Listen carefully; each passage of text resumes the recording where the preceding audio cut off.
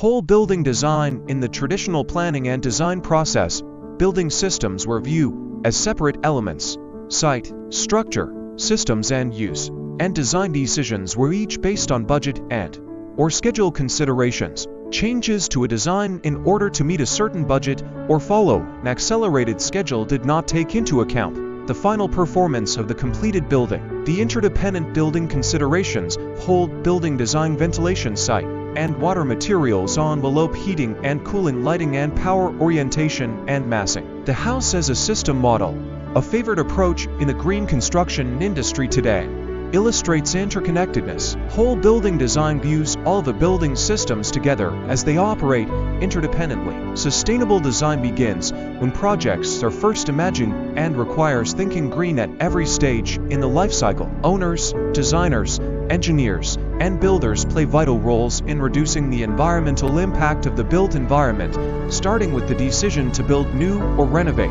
An issue such as which way the building is oriented would have the project team asking such questions as: how is the sunlight going to enter the building? How will the orientation affect the heating and cooling loads?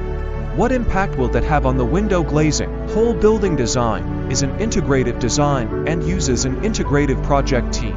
It is this approach that will facilitate sustainable design for the future.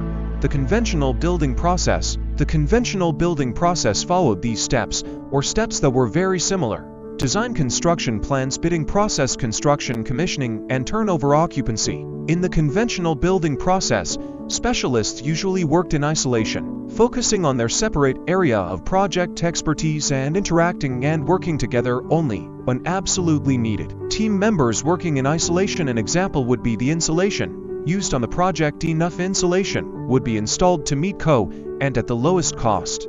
The HVAC system would be designed to cool the building based on area, without regard to what insulation was being used or which insulation would be most effective for the HVAC system. The contractors work in isolation, just concentrating on their own concerns, not the overall building or the needs of its occupants or any relation to the environment. Initial costs and operating costs can actually increase because of this approach.